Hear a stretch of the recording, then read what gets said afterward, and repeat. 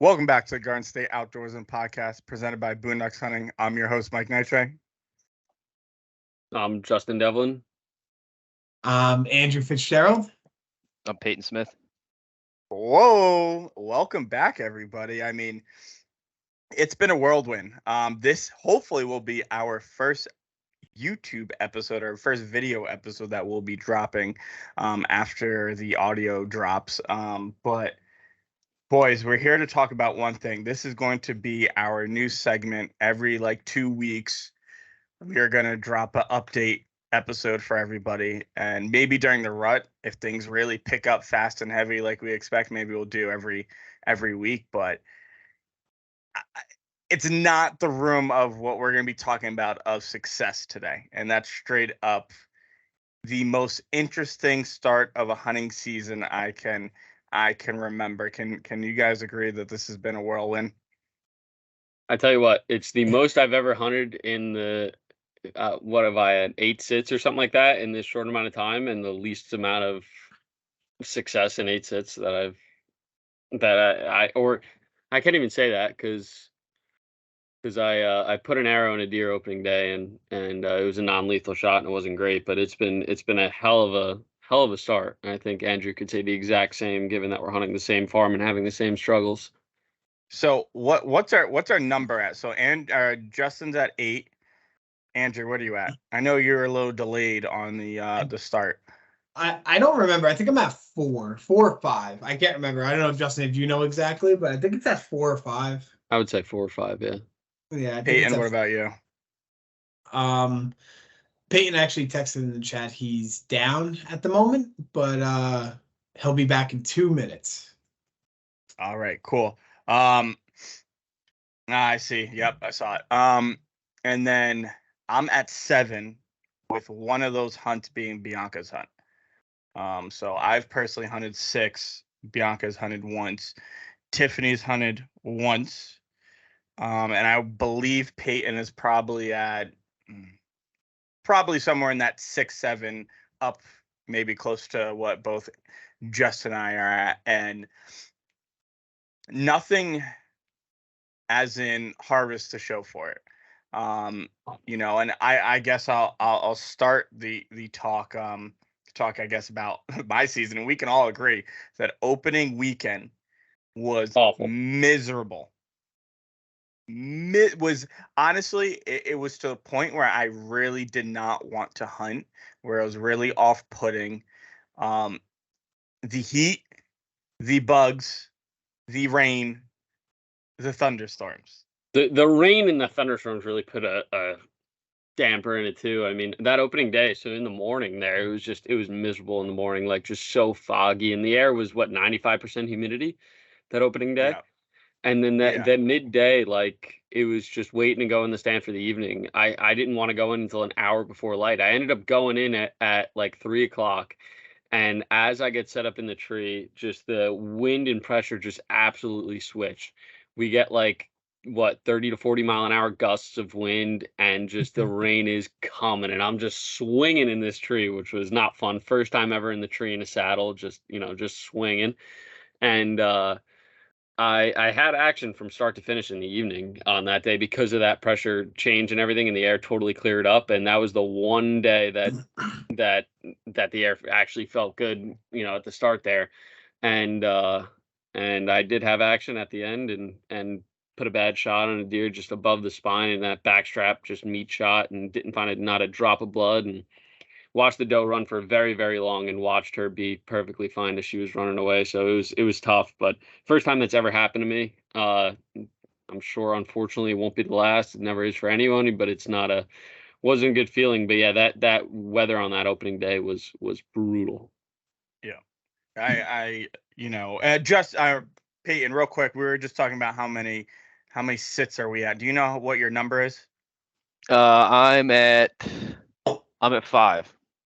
Okay, so five sits. So that's a decent amount of sits with no doe down for early season. I mean, last year I got it within 30 minutes, and and this year it's been a struggle. But you're talking about the humidity. I have a whole detailed list of every hunt on the conditions, everything like that. It's something that I've been doing for a little bit. On the morning, it was like at 99%, which I've never really seen before. The evening hunt 98, I think it was in the not high 98s, 95, maybe the lowest, up until I think on the 15, no, on the 12th. On the 12th, it kind of dropped a little bit. And that's where you saw the temperature start to go down. But it was difficult. It was really difficult being in the woods. And then, what Justin says, it's something that always happens. And, it doesn't matter how you could be the best hunter in the world. At some point, something is going to go wrong. And, it's a learning lesson. Yeah, definitely. It was a learning lesson for me, without a doubt. And, I'll go with it with my start. And honestly, I kind of dropped some hints, but it was really slow for me.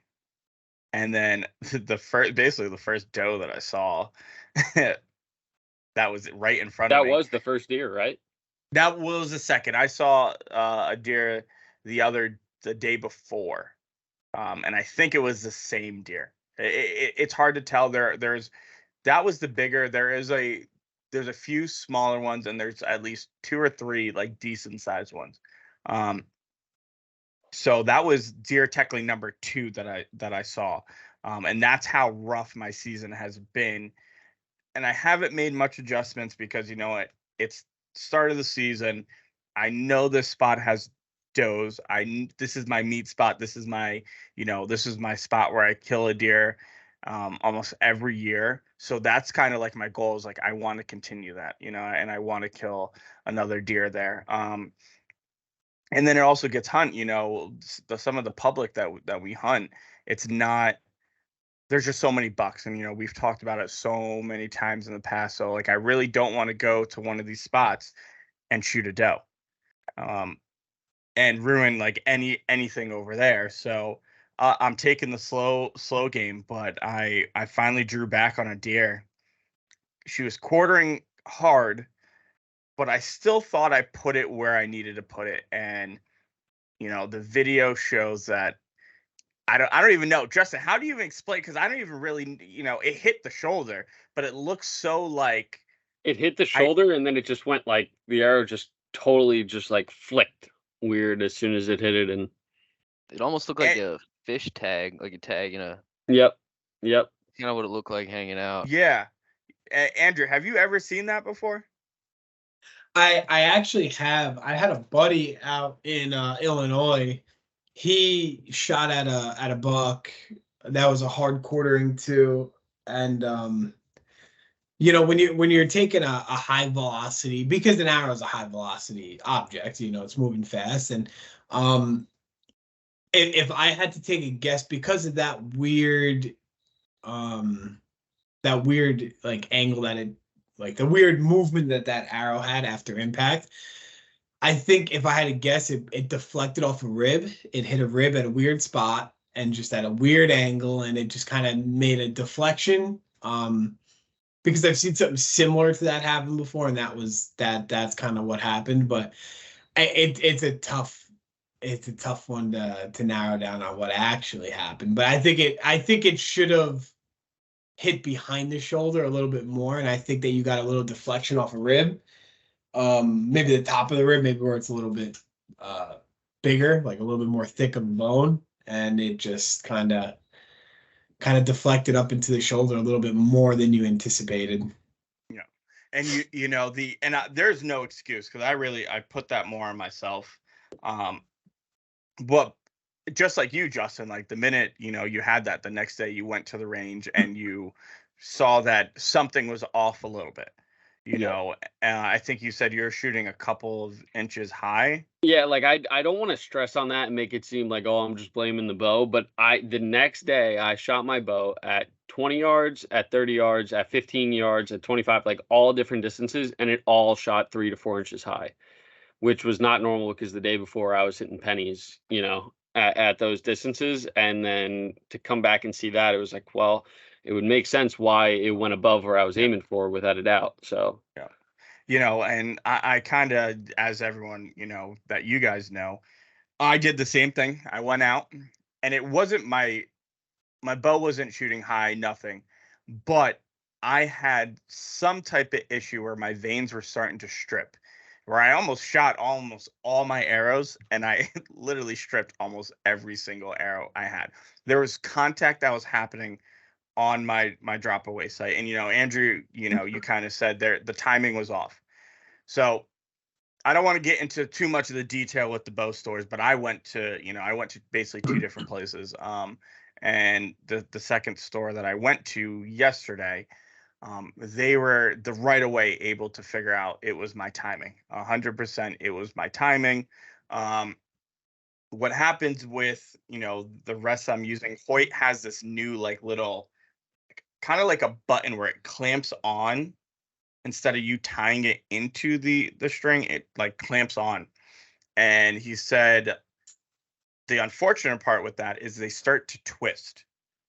And the more you use it, and once I've shot that, my bow for a whole year and a half, and everyone knows I shoot a lot. He goes, it started to twist, and then it started to come like loose. So it was a quick fix. They're able to tie it back in. And then, I'm not blaming anybody, not anything like that. Whatever work was done, the center shot was off after, not going to get into that. But there's another thing that another guy noticed that something else was off with the bow. So we fixed that. I shot at 20 yards. Absolute money. So now I got to go up on Friday and shoot at 40, get my 40-yard pin. And that's all I'm going to do probably for this year, is just to get that 40-yard pin in. And that's really it, because I don't know if I have all the time in the world to be sighting in the rest. But, it was something new. And just to let everyone know, with the deer, I've never called a dog before. Not because like I never needed to, just the time where I've had this issue, like dogs weren't really they weren't really known. And I think that with social media, it's just blown up a lot more, where if you're not sure, whatever the case is, you're just going to call a dog now. And I was really happy I did, because I gave it my whole effort into finding this deer. And even Justin, I was on the phone with Justin, I think right away, and he was like, just call the dog right away. Don't even try tracking it. Just call the dog. And that's what I did. There was a 50-50 chance that I hit the lungs. But after tracking a good amount of time, we concluded that if it would have hit the lungs, we probably would have found her by now. But objectively, I mean, that I still feel like that was the best call, because at least you got that answer, and that's definitely more of a concrete answer than you would have got walking around by yourself, Oh man, yeah. These dogs were. How far did the dog go?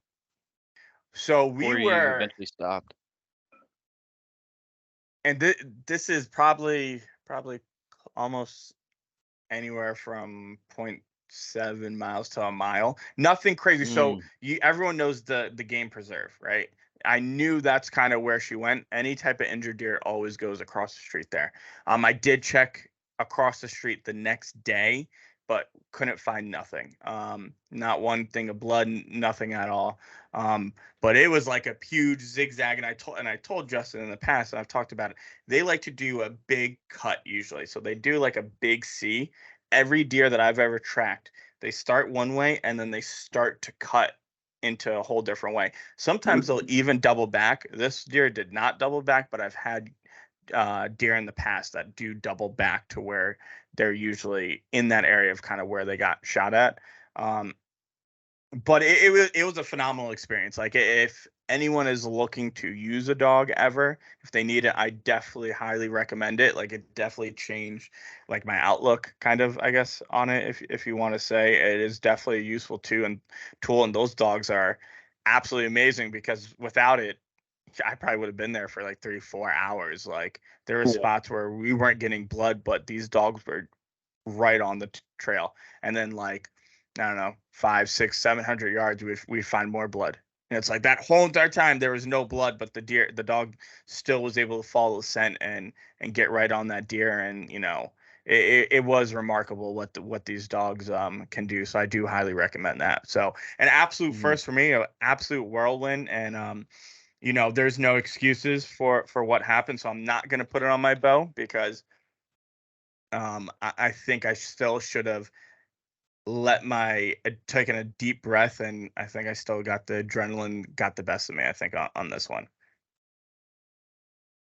Yep, and I feel like that's what happened to me too as well, regardless of what happened to Bo. Like I can't say that even though it was a no, I wasn't shaking like a leaf in that tree. God, Like yeah. the same way that it was blowing 40 miles an hour and shaking me around the tree, that's what happened when it was calm and last light and I shot. So yeah, no, I agree. I was not expecting to get the adrenaline rush like I was, and I always know it's the first year. I think part of it was because it's been so slow, so like my nerves have been on the go for the whole like 2 weeks of what we're hunting, because like you're so used to, especially in Jersey, you see deer, you just get accustomed to that. I hadn't seen those deer opening weekend, so I wasn't getting that adrenaline rush right away. So the minute, like almost 2 weeks later, finally that deer comes out, and it's like all that built up adrenaline for me. Just I was shaking. I was like, it was like a big freaking giant buck was standing right there, and so. But I think it's a good learning lesson. I think I'd rather get this all out the way now, and I'd rather have the bow issue right now than honestly come October. Yeah, I mean, it definitely does feel like that kind of earn one season does definitely put an urgency where it's like, all right, hurry up and get this out of the way so we can go kind of get some of those bucks that you've been looking at. And it does kind of like not seeing them for so long after, like you said, where you go out and you see them like in your yard or just on the side of their highway, and it's just like kind of almost not like a panic, but you have to like kind of check yourself and just be like, hey, I need to slow down here. And I've found that same sort of situation where it's like, maybe shouldn't be running around, maybe shouldn't be pushing spots too early with marginal wind. It's just like, well, I know there's does here, and I haven't seen as many as I should. So just I think slowing down, even though it has been slow, as might sound counterintuitive. No, I definitely agree. Oh, go Justin. And me and Andrew definitely could say that we experienced that, because I mean, we would go down in the summer and we're glassing like 150-inch deer and stuff like that, like, and deer just in the fields everywhere, and we're like, oh, like we don't even have to worry about shooting a doe, like it's just gonna happen, like we see so many deer. I mean, why wouldn't we shoot a doe? Yeah. And then here we are. So yeah, I definitely agree. Andrew, like Roke, you've had the most interesting, because you weren't even available opening weekend. So like you've had, it's just been a bizarre start to the season, because I feel like we built so much time scouting and doing everything in our prep, but then like, okay, Andrew's already not available for opening weekend. Like this is going, it feels like tiny things have gotten to us, like and just these little roadblocks, you can say. Yeah, it's definitely my heart goes out to you guys, that's for sure, as far as opening day went. No, I wasn't available. I had a prior engagement for my brother. I had his bachelor party, so that was a known thing. It was happening. It wasn't like it was this big surprise where I wasn't going to be out opening day. It killed me to not. It was probably one of the, I want to say, I think I told Justin and I counted it out that night. Oh, dropped something. It was the first opening day I actually missed in 10 years.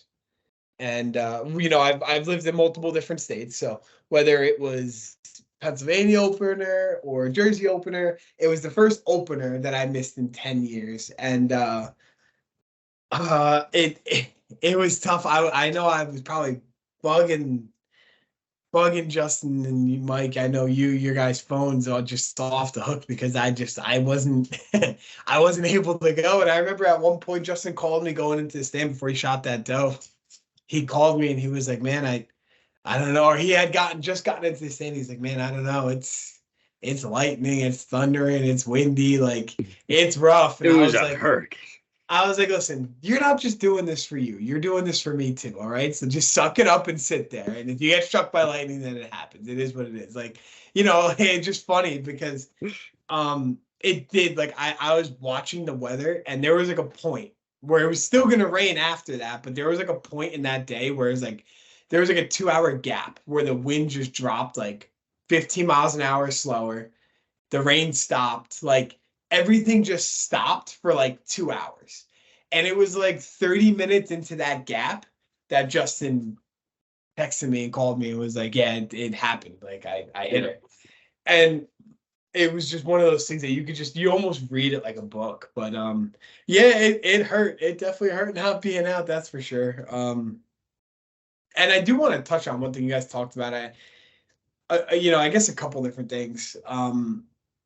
The earn a buck, I've never really agreed with, and it's not for facts like what people would think, like, oh, well, I just want to go shoot a buck. That's why I don't like having to shoot doe first. Like, it's not even that. It's like what you guys said, because I'm not saying that either one of you guys rushed a shot. I'm sure you guys didn't, or maybe you did, or who knows, bow issues, whatever the case is. I'm sure there's a lot of guys out there that have rushed shots just to go. I thought about it. I told Justin a couple days after opening day, man, if I shoot a doe at 5 o'clock, how quick do you think I can get up this ridge and get into this spot to go chase a buck? And it's in your That's mind. on everyone's mind. Yeah, and you think about it. You want to be that first guy to go shoot that big buck. And so you're rushing shots. You're not taking time. You're not going through your mental checklist of doing things right. And not only that, but it's the same song and dance every year that you hear. Guys getting in trouble because the temptation of just calling in a doe or just saying they shot a doe and then going to shoot a buck, like obviously you shouldn't do that regardless, of course. That's breaking the law. But it's these guys that you're almost looking, the state is almost looking for issues by doing that, because the most wounded deer in all of New Jersey season, the most wounded deer is the first 30 days of the season of early bow earn a doe zones. If you look it up, the most animals that are wounded are in that time frame. So there's got to be something to it. There's got to be people rushing, just whatever the case is. So I've never really agreed with it for that reason. I'm a big take your time. I'm sure we're going to dive into this, but I'm a big take your time. I don't rush things. I don't make them happen. There's multiple times over the last week that I could have forced something to happen, but that's just not what you do. It's not the right thing to do. And for anyone listening, I'm sure by the time this comes out, earn a buck will be over, or just about over, maybe, or whatever the case. No, this is dropping on Saturday. Oh, okay. So we'll still be pushing. Only about 5 days left of it.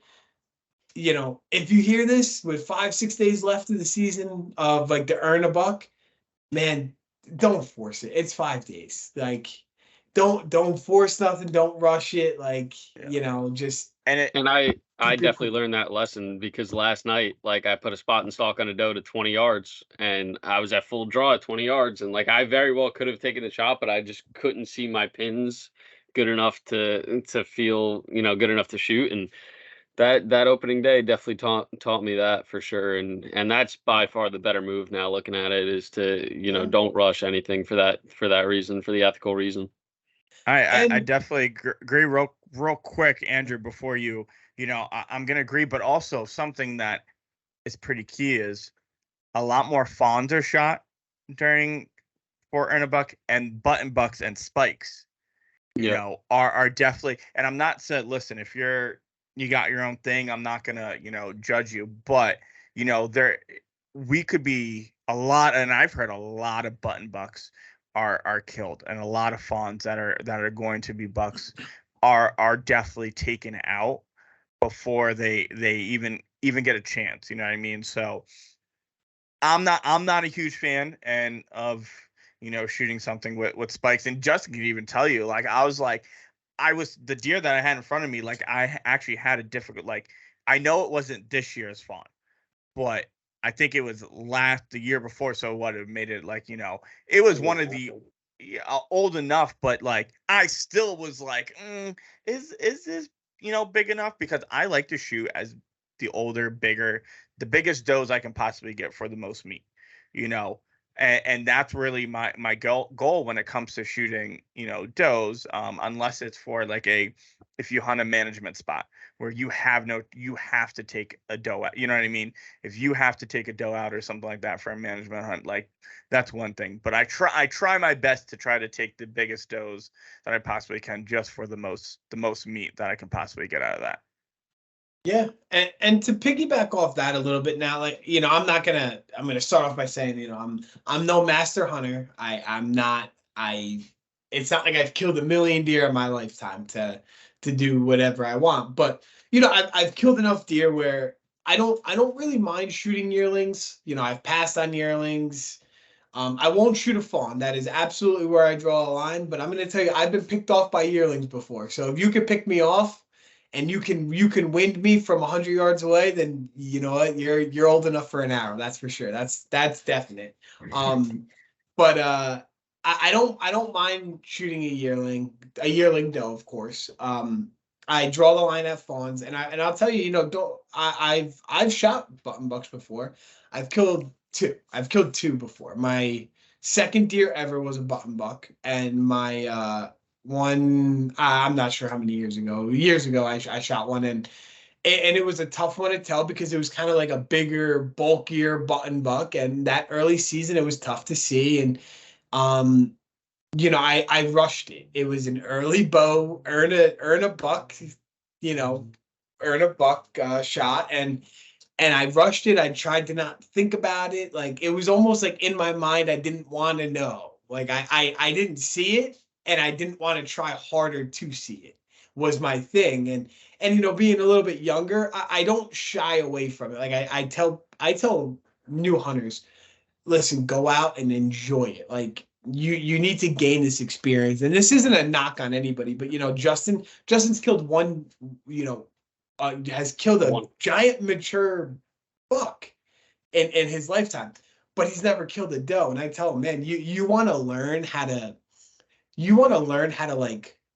kill a mature buck, go try and kill a nanny doe that just, had fawns last year. Like, go try and do that. Go point out like a 4 or 5 year old nanny and go try and kill her. You want to learn how to kill mature bucks? That's a real good way of doing it. I mean, the nanny doe, she's not just looking out for herself, she's looking out for her young too. So, but I think people get complacent throughout the off season. A lot of people don't scout as much. Like, I'm not saying us, of course, but me, all of us, I'm sure we were out. I know at one point I was out 6 days a week, for a stretch. I think our wives and girlfriends and our significant others, or even parents, they're gonna say that we spend a little too much time out in the woods, even during the off season. So it's definitely not us not spending the time and boots on the ground. I could definitely say that. Yeah, but the problem is that you get a guy that says, oh yeah, I hunt my grandpa's farm and his stand that he hunted 20 years ago, so there'll be deer there, and you get complacent and you just go out and assume that something's gonna be there because that's where it's always happened. And then the woods change. You cut down one tree, well, that could have been the oak tree that was gonna produce a million white oaks that year, and then that changes the whole dynamic of a property.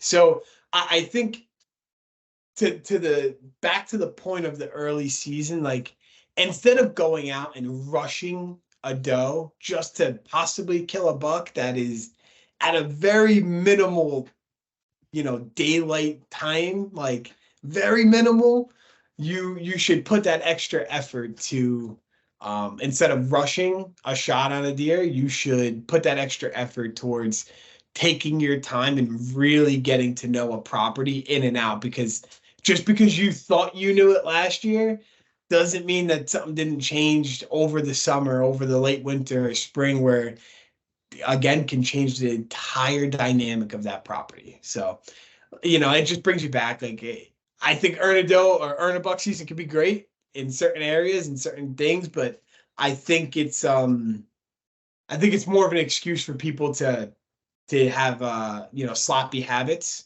And not all, of course, not all. And if you don't do that, listen, kudos to you. I mean, I've been there with sloppy habits, that's for sure. But yeah, I think I think there's more important things to do than to rush things. So that's kind of that. I guess a long-winded answer, but no, I definitely agree. And with that too, and I'll definitely tell you, I got complacent with this spot because it is my meat spot. It is my kill spot. It's where I've killed a deer, 5-6 years in a row on opening day or weekend or whatever the case is. I think I got complacent just with that spot. The rest of the spots, there's video footage. Anyone can tell you that we spent so much damn time in the woods scouting new pieces. I got complacent with that area, and I think I told Justin there's a house that is being redone right now, and it's all the way on the other side. So there's a dirt road that cuts right in between, and there's just one solo house just right there. The rest of it is just all woods, and there's actually construction going on right now. And the deer numbers have always been there throughout the summer, everything like that. But ever since I guess now that I'm looking at it, ever since I noticed that they started construction, it's kind of tailed off a little bit. I don't know if that correlates. I really don't. I don't know if it was the hot weather. They've started to move back in there, but still not at like the numbers and frequency like they used to. If I wanted to hunt and go see a lot of deer, I would go sit this spot. You know what I mean? Now that's not really the case right now. With that being said, what I did was I scouted a new spot. It actually worked out well. The only problem is I can't find does. Today, the whole day, my camera blew up and is all spikes and just young bucks. It's a spot I was telling you about, Justin and Andrew, and I think Peyton. I'm not sure if I sent that picture of the old community scrape. Yep. That is all just young bucks there. I'm hoping there's a stud there, but I'm really looking for does. I don't need any more mature bucks. I mean, I'd love to get another mature buck and have the opportunity to chase another one. But like, I do love shooting does. As I love shooting big bucks. Everyone loves shooting bucks. But like Andrew said, like shooting a nanny doe, I think sometimes is way more challenging than, shooting a big mature whitetail. There's just those nanny does are just, they're on it, especially when they're in a herd. It's even harder. You guys are seeing 30 deer a sit. That's 60 eyes that are on you. So the slightest movement you make, one of those mature does, one of those that is going to bust you. And she is going to be the deer that's snort wheezing at you at 100 to 200 yards away because she's picked up your scent or, picked up on your thermals. So it's crazy. And, I do love it. Does are great. But it's been one of those things, and we haven't even gotten to Peyton's season yet either. And I think he's had a pretty interesting start to his season as well. So with that being said, Peyton, why don't you talk about yours? So I actually didn't get out much opening weekend either. I still hunted that first morning a little bit, and it's this place that I turkey hunted a lot in the spring, and it's a series of ag fields. Well, it's not ag. It's just kind of clear cut fields.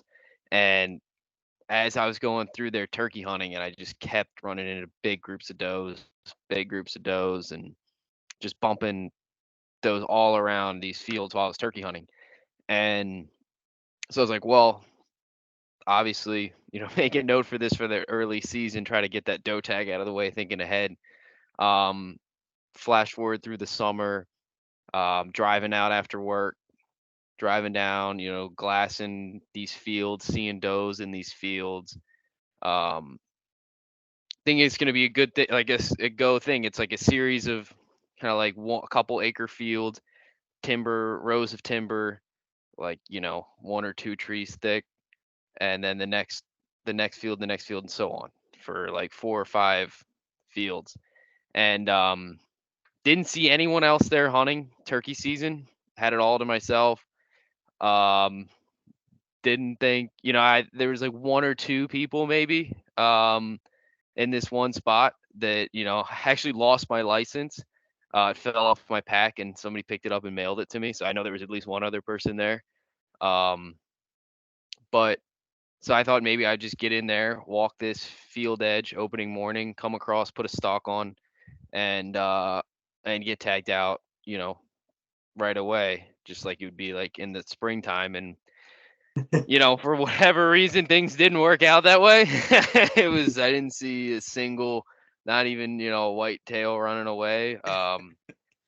But, and then that weather rolled in. I made the choice not to get out. A lot of people didn't or did and chose to, but, a lot of nuts like Justin.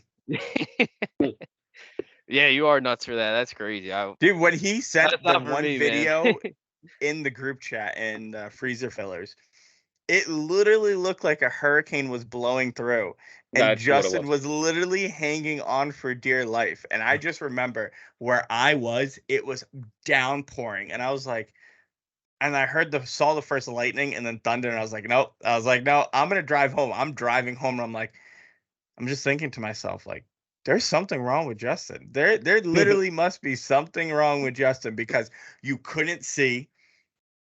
And I was just getting all these warnings. Like that whole opening weekend and the first few days was severe storm, seek shelter, lightning here. And I'm like, damn, Justin is getting freaking hammered right now. And, both Pete and I were both agreeing, like, yeah, when it comes to lightning, like, nah, like we're not doing it. We were out scouting once, Pete and I together, and we heard thunder, and I was like, nah. I was like, I'm not getting stuck out in the woods, like freaking. I was like, no. I was like, we can walk back, and he's like, yeah, let's just walk back. So you are a nut for that one. If anyone out there likes to hunt in a storm like that, I know there are some nuts out there that do.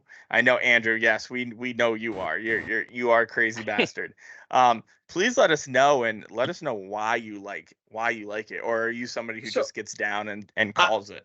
I definitely can give you an answer here, because on Monday, and I will say it got hairy like that following Monday, because I went out that following Monday, and it was on the radar. It was kind of, not good in the morning, and then it cleared up for a better part of the day, and then like it was something like 3:30 to 5:30 ish. It was gonna be like the tail end of whatever that was, and it was gonna hum down for over an hour, like heavy and lightning and heavy winds, and I was like, how bad could it be? And I remember texting you, Mike, 'cause I know you were out there. And you were like, oh, how is it by you? And I was like, man, I have lightning cracking right over my, like, loud enough that it would actually throw off the signal in my headphones, my Bluetooth headphone. Like, it was close enough. I don't know. And if anyone knows anything about technology, I'm not the guy. But my headphones were fine.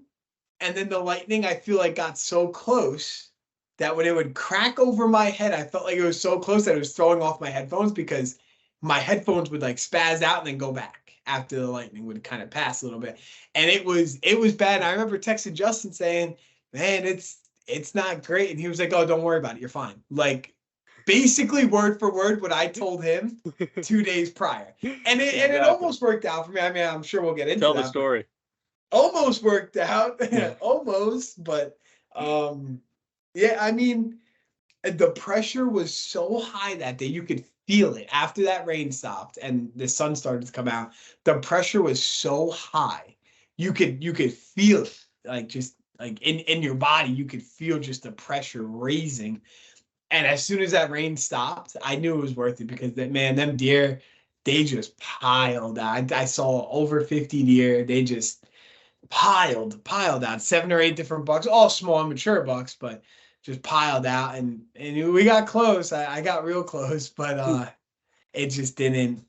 I elected to pass a few deer, a few mamas with some fawns, and an iffy shot and stuff like that. But yeah, And man, if you can hunt a thunderstorm and if you could just close your eyes and pretend you're somewhere else, maybe at like a marching band or something, usually after that, if you could catch it within that last bit of time, you'll see some good movement.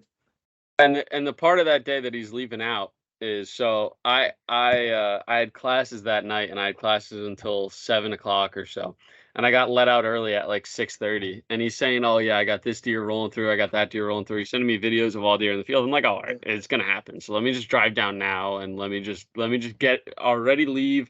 That way I'm ready. I'm down there so that I can help him drag."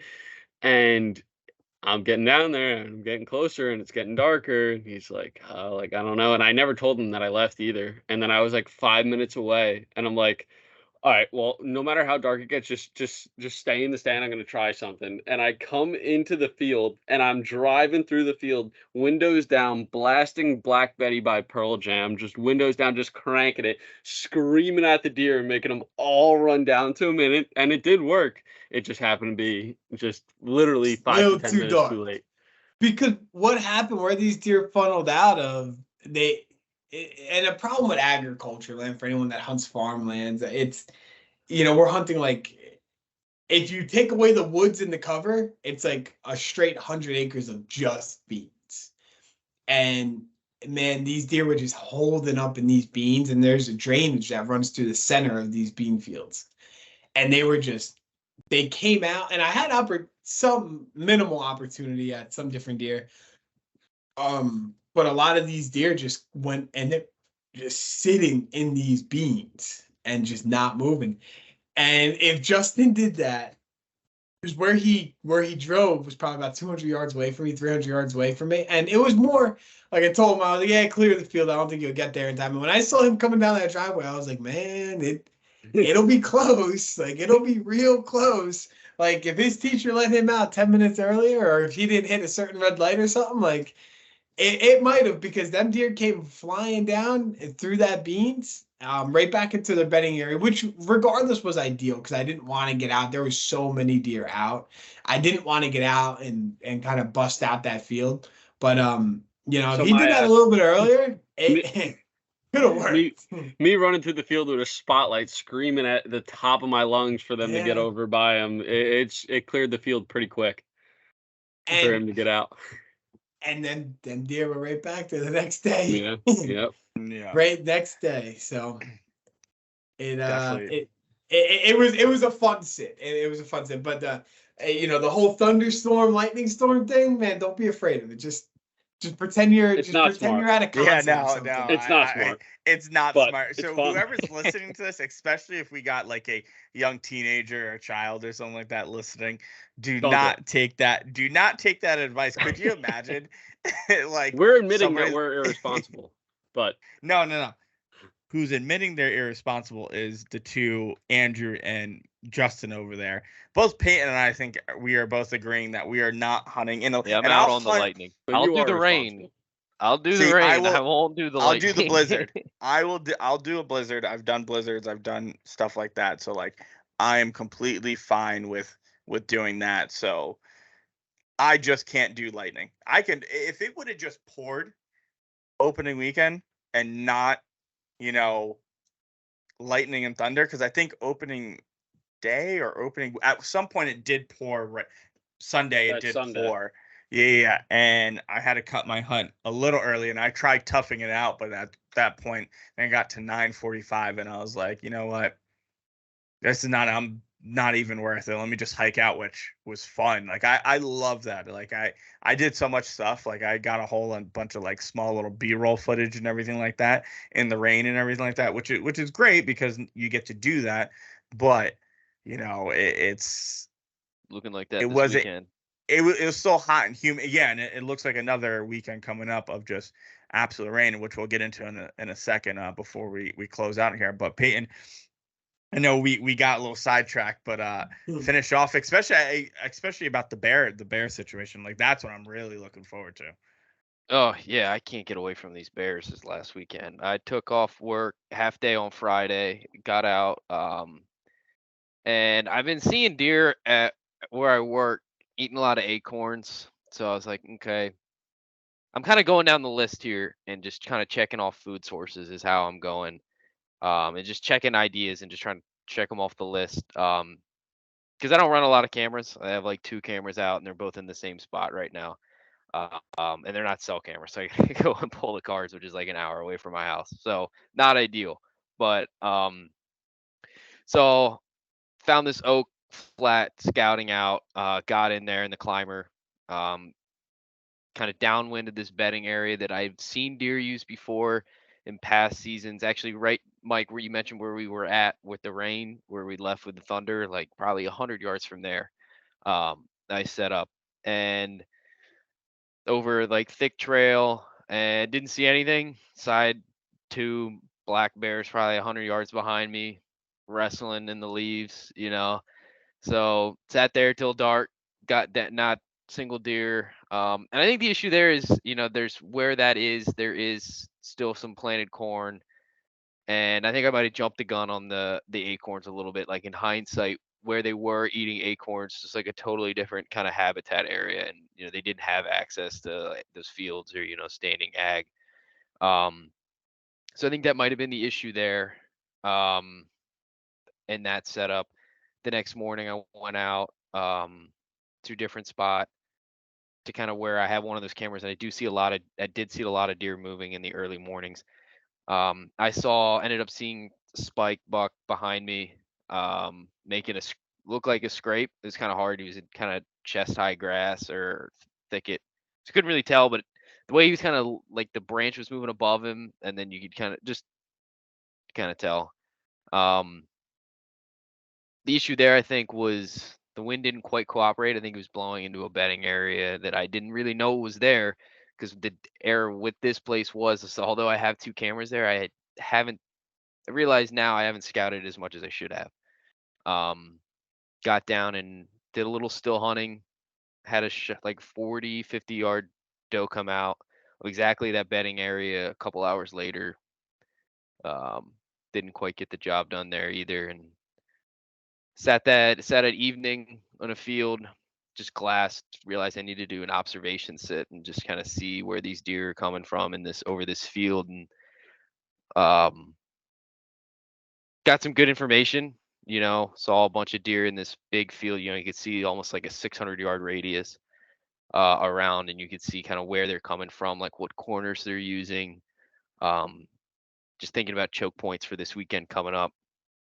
And then didn't hunted Sunday evening, still hunted in, found some good sign. Just like realized just need to scout more, kind of scout and hunt at the same time, and got to this creek bottom where it's like kind of choke point where the creek leads into this field.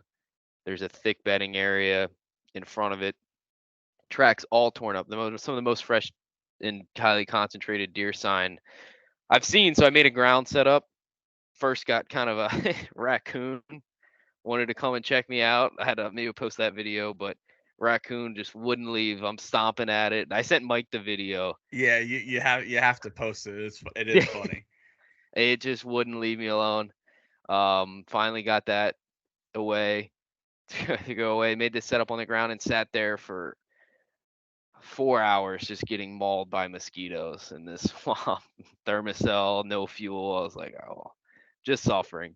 And then it starts raining. It gets to right about prime time, that like 1 hour window, half hour before sunset, and really start thinking, all right, blue jays are going off. Like, all right, I'm up on my knees, bows in my hand. I'm kind of making sure I can know all my ranges. And I'm like, something's going to come. I text my buddy, look behind, like, whatever, send a text, drop my phone, look behind me. And at 20 yards, there's another bear coming right at me on the ground. Kind of sees me looking at him. I guess he was just coming to check me out. And I was like, right at prime time, hopped up on my feet. I can always carry bear spray. I was like, it was out. I was like, so I'm like yelling at him, go away. I was a little reluctant to leave, which made things a little hairier, but I was like, all right, finally left. And I sat there for another half hour, but I guess all the commotion really stirred up the mosquitoes because I just couldn't take it no more. And so I hunted a field edge, kind of walked my way out, and had a doe spike at too dark to tell, kind of like Justin was saying, and so I didn't shoot, but had it at full draw at 20 yards and bumped a deer in the cornfield right next to the truck. Scared me. Thought it was a bear coming back to get me, but little spook. Went back home and bought a saddle. So I'm done. There you go. Right. There's the saddle gang. There we go. There it is. Yeah. I mean, I was just thinking all weekend. I was like, I need to finally do it. The visibility, especially in this early season, is just like on the ground. It's just not good enough. The climber's too heavy. It's too noisy. It's just like, all right, I've decided I'm going to do this. It's time to make the investment. But yeah, after that, I called my dad.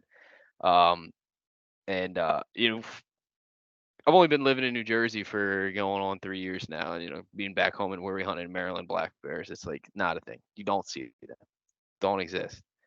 So coming up here and just like seeing them all the time, having to run them off all the time, it's just like he's just like, yeah, just go ahead and do it. Talk me into it. It took a black bear kind of stalking him to. It looked like he was putting the creep on me a little bit. I'm not gonna lie. And you know what? He easily could have. He probably. I look small. And I'm not saying to that you are going to get attacked, but it was probably very curious. Yeah, I think it was a curiosity thing. I was looking small, like I was like crouched on my knees. I think he caught my wind, because my wind was blowing right to him, and he was just coming to check me out. Like Blue Jays kind of alerted me to him, because Thank when God. they start going off, something's coming, right? Thank God. And because I didn't hear him at all, and I looked, and it's like a pretty good size one. You could say it's like quiet. the flat face, the ears on the side of the head more towards. I was like, that's a big one, and jumped up, and as soon as I tripled in size, I think that threw him off, and he decided to. Maybe wasn't the easy pickings he might have hoped it for, but yeah, it just spooked me a little bit, And I'll tell you, man, bears, they're nothing to joke around with, and people in New Jersey, they underestimate them until you have a situation where even hunters who don't know bears underestimate them. They look fat, slow. You think they're noisy. I'm gonna tell you, I don't think I've ever actually heard a bear come in on me. Like, me neither. They are so. Really? I've had only in a bears dead that were 500, 600, 700 pound black bears walk in and didn't hear a peep. Like, they are just the ghosts of the woods. And I thought the same thing. When I first kind of started hunting on my own, 16, 17, and I was really kind of by myself. I very much underestimated them. Until I got charged. And when I got charged by a bear on the ground, I thought, you know what? I will never, ever, ever look at them any differently other than just a predator that will kill me at any given second. Like, there's nothing that's stopping them. Even if you shoot them with an arrow, they're gonna have enough life in them to get to you. So you gotta be smart. You gotta play your cards right with them, because it could be a very unforgiving moment if you don't have enough respect for them animals. I think you hit on a really good point there. You called me, Andrew, and you were like, because I was the only person who knew the spot where you were at. Yeah. And the bear false charged you twice, or and he just stayed in that area, and not a good feeling. It's funny. I'm not even talking about that scenario. I've technically had charges and false charges 3 separate times, but I had one charge me where he closed in 70 yards to me on a trail, 70 yards straight to me, swiping at the ground and clacking his teeth. I could see spit coming out of his mouth, running straight at me. And maybe 15 yards away, he kind of hit the brakes, and maybe same thing like Peyton said, like once he saw me a little bit up more close and saw that I wasn't as small as maybe he thought I was, maybe he second guessed it, but he walked me out. Well, 1 mile, exactly 1 mile. Every step I took backwards, he took a step forward, all the way to my car, straight to my car. And so it is spooky. And I had called Justin one time, scouting the swamp. And I had one that was false charging me, and he was up on a ridge where I needed to go to get out.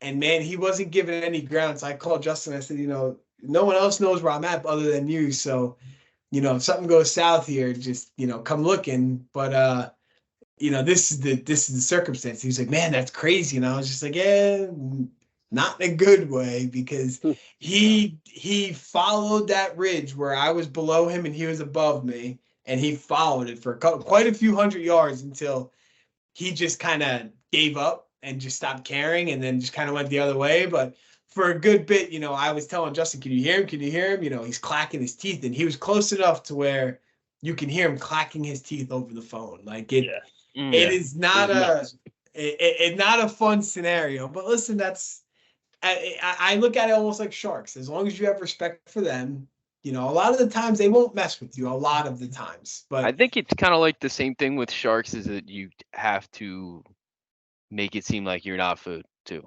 or just like if you look at a lot of the more serious attacks, it's like older people. There was the outlier in New Jersey, but it sounds like they kind of ran away, which obviously isn't good. You seem like food when you run. Holding your ground, getting big, and that's kind of, I've run them off before. You being loud, I started shaking trees, and when he like really seemed reluctant, it's when I really kind of, which blew out the spot, obviously, if I'm running off a bear. But priorities need to be reevaluated in that moment. It's not seeming like a hard meal, and I think like people do underestimate them for sure. Like I think they get kind of, people feeding them and they get kind of like, oh, they're just like big raccoons. Which is not the case, because they will mess you up. So, and they are opportunistic feeders. And if you make yourself seem like a good opportunity for a snack, then you'll become one. If you make yourself, especially right now, harder to look, then you make like, you better off go eating them acorns than trying this, But it's definitely agree, because right now they're in the mode of, they need to fatten up for winter. It is go time, especially. It has dropped. The temperature definitely has dropped where it does feel like fall. We're at the end of summer. We got another day till summer is done. The last day of summer is tomorrow. But and I don't trust the future weather reports or everything, but they do say it's actually going to be a cold, actual wintry summer, or winter. So. Holy crap.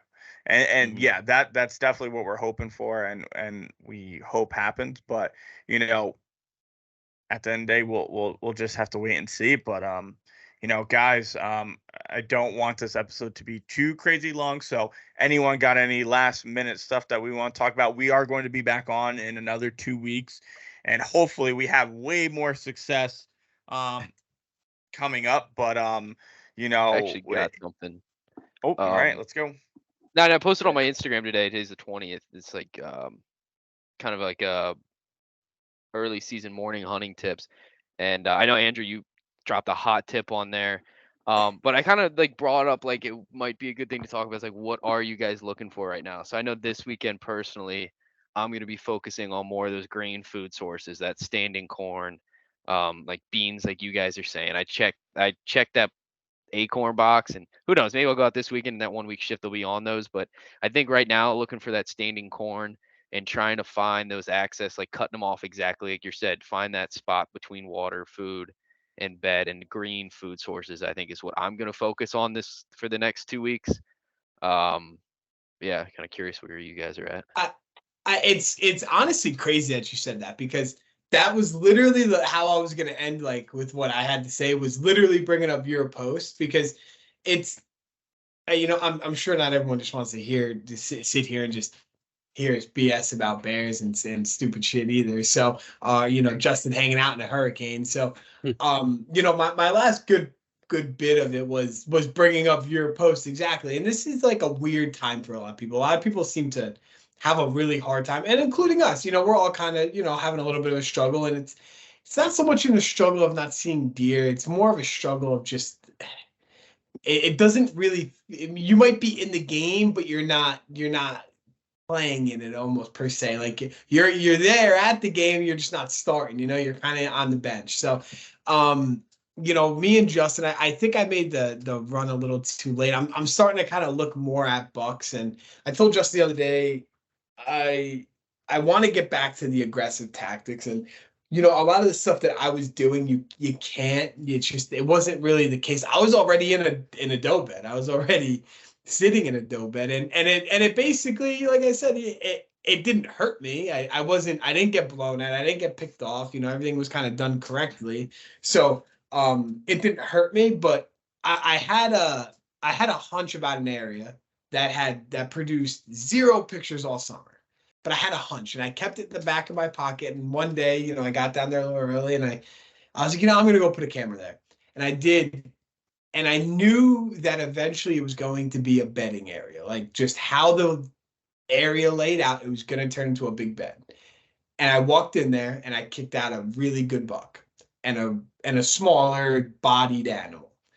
And it goes back to when everyone calls me crazy for doing the bump and dump, walking right into a bed, and everyone thinks you can't do that. And if you do it, you're done. Your hunt's over. Like if you kick up a buck, it's over. That buck was back there 3 hours later in that same bed. And then the bigger of the two were back there this morning in daylight, going back to bed. It's one of those things that you got to trust it and trust yourself. Like if you're having issues finding what they're feeding on, because especially New Jersey could be weird. One section you're hunting standing corn, and 50 yards from that, there's an acorn flat. And then there's, maybe, woody sprouts, right up the ridge there. It could be weird. You don't know what they're feeding on, but there's one thing that they all have to do, and it's like us. They have to sleep. They need water. They need cover. Go dive into something. You kick something up, great. Sit there. Don't move. Just sit there, because they're there for a reason. They beat you, or they think they beat you. They picked you off. They won. Their bed worked. They're going to come back now. If it worked once, why won't it work again? You just got to meet them with an arrow next time they do it. So that's my one piece of advice. If you're having a hard time with the food sources, which we all are, go jump into a bed. I mean, the proof is in the pudding. It just happened to us. We just had a very mature buck re-enter after I literally got within 10 yards of him and kicked him up out of a bed. And he's back within the next day with the 2 other bucks that I presume, got kicked up with him. So, yep. Don't be afraid. Just worst comes to worst, you blow it out and you go find a new spot. It is what it is. But, if you're an outdoorsman and you're a hunter and you love this, then, you have multiple spots already. You have multiple areas, multiple spots across the state and the country even. Go jump in another one. Who cares if you ruin one, So, but you'll never know if you don't try it. So that's my hot tip. I don't know if it's a hot tip or not, but that's my tip. You learn on an accelerated curve there, which is I really like.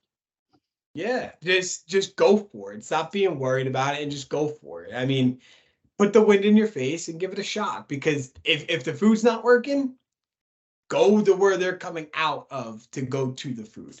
Go right to the source, So give it a shot. Yeah, no, I definitely agree with that one. And and just real quick, we talked about the weather, and it is supposed to be rain, and this isn't for everybody. This is only going to be for if there is going to be rainfall. If there's heavy rainfall, get out right when you can. Listen, even if you don't mind getting wet, yeah. If you don't mind getting wet, or you're not bringing any camera equipment, listen, get out right while it's pouring, set up, and then right when it lightens down, they're going to be moving. It is a really great time to shoot something right after that heavy rainfall, once it starts to lighten up, and then once it stops, you take advantage of those breaks. And it's basically what Andrew said at the beginning. You got to take advantage of it, whatever storm, whatever pressure change, whatever type of change you're going to have, it is going to play an effect on the deer. Take advantage of that. And Justin can talk a little bit about just doing oddball stuff to get on him. I mean, we did all the by the book stuff, the 1, 2, and 3 rules. We did it all, and then yesterday was just kind of like a funsy day for Justin, and it almost worked out. So it almost worked. What did you let Mike and Peyton know what you did yesterday? Because I'm going to tell you, I was a little shocked, and then I thought, you know what? Why not? Because why not? You know. So what'd you do? Did you do so? Wait, did you do something different that you didn't tell me about? No, I told you what I did. I didn't know if he told you. No. Because I was like, damn, did he do something else and just wanted to just wait for the podcast to say it? No, so I mean, so where we park our cars is right next to this abandoned house on the top of this farm here, and every time we get out of the stand, there's a pile of deer by the house. Like Andrew saw 32 deer by the house the day before. So I was like, all right, well, I've been sitting in a tree and I just haven't been getting it done. So I'm going to set up on the ground. So there was this little area where it was like a kind of like a brush patch, and there was a hay bale. And if you were in the brush patch, there was like a low spot, and it was kind of the ideal ground situation. So where I thought the deer were bedding and coming up to the house from, there was the hay bale right in front of me. And then on both sides of the hay bale, I had cut lanes so that I could shoot out of while on my knees and just totally covered all around me. So I was able to pop up on the hay bale, look from the bedding, see if they're coming up, and then pop back down. And I saw multiple deer down there, and they never saw me or anything. And all they would have had to do if they came up, I would have been able to draw and shoot them right from there. And I had that with the idea of if they came up from behind me, because of the way that the terrain lays out in the big barn that's there, I would be able to make a move on them. So Andrew, I'm seeing them down in the bottom, but just not close enough to where I think they're going to come up in daylight. Andrew texts me, he's like, they're behind you by the house. So I turn around, I belly crawl probably. Andrew watched me do the whole thing, like 80 yards belly crawl. 80 yards belly crawling through this grass. And they never saw me. The issue was they kind of started to smell me, and then they pushed to the other side. Please tell me you got it on film. No. Please tell him you got him on. No, not you, Justin. I hope that. No, I was like, I tried to. I tried to, but it was it's not that my camera couldn't reach it. It was too fuzzy because at the time of the day and where the sun actually sets, there was like a bright point right over Justin. So like you could see like the landscape fine, but you couldn't make out Justin because of like how the lighting was from like the sun. Like the sunset was directly over him. So like, and it would have been sick because that's what I was trying to do, and it would have been awesome, but you just couldn't see. And then I go around and I go to that other side of the house, and I peek around the corner, and as I'm going around, like I see her, so I pull back, I go to full draw, peek around the corner, and I thought that I had like a minute or two of light left to where I could still see my pins, and it was still legal, but I was at full draw and I just didn't feel comfortable enough to see my pins, and it didn't work. But the plan itself did work in the fact that I had plan A and plan B, and plan A was set up perfect. And then plan B, if I just had that extra 5 minutes, it would have been awesome. But yeah. I mean, Peyton, you wanna add anything, or should we end it there, boys, for our first recap of the season? Yeah, I think we can end it there. I just hope that next week we'll have, or in 2 weeks we'll have some better stories for all of us. So I personally will not be hunting the rest of this week and the weekend, unfortunately. Really? I am fortunate enough that my wife hasn't smartened up yet and left me, and we have our 1-year wedding anniversary. Oh, that's right. Sunday. Yeah, that's right. So hopefully she doesn't figure it out for at least another year. But are you guys going away? No, we're just gonna go out to a nice dinner. Just kind of go out for a dinner. So yeah, nice. I can honestly say also that I'm not going to be hunting much or be really possibly available. It is Bianca's birthday on Friday. I am leaving work early, but because of the bow situation, I have to go sight in my bow, so I cannot hunt on Friday. I'll be hunting Saturday morning and Sunday morning. No evening hunts at all. And I guarantee it, this is going to be, I'm hoping to get it done this weekend in the morning, but this is going to be the weekend where Justin's going to kill a deer. Peyton's going to kill a deer. American Mike is back to hunting. Oh, wait, Peyton's not hunting this weekend? I am. Actually, my buddy's coming up this weekend from Virginia. He's never killed a deer, just got him into hunting last year, 130 hunting in Virginia. Right, so I mean, we're going to be hitting it hard this weekend. So hopefully the rain holds out for you. Hopefully, if not, I'll get wet. I just don't want to get hit. There will definitely be breaks in the weather where it's going to work out. And I with this cool temp and everything like that, I definitely do think that there are going to be deer on the ground for sure. But boys, it was a pleasure. Always is. Our first recap of our first 2 weeks is in the books.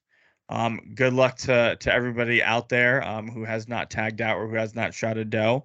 And there will be a bunch of states opening up soon in the next couple weeks. PA is going to be opening up. New York's going to be opening up. Ohio's opening up. Like all those states are going to be opening up. And then next weekend, the 30th, we can shoot a buck if you have not shot a doe yet. I believe it's the 30th. I am pretty sure. And the rest of the New Jersey will open up. So good luck to you guys as well. And we'll be back in 2 weeks for our second update. And hopefully, like we said, we got some does on the ground. Hopefully we got at least one buck on the ground. That would be excellent. And then not too long after starts the bear season. And I know where I think Peyton and I are going to put some cams. Maybe this weekend, if you're free, we'll try to get a cam in that spot because it sounds like you got at least 3 to 4 bears that are in that area. So I think that might be a good bear spot. But we got a lot of work to do, guys. Hopefully this is on YouTube as well, and we got some clips out of this. Hopefully everything works out well when I'm recording this and editing it. I hope you guys enjoyed this episode, and we'll see you guys next time.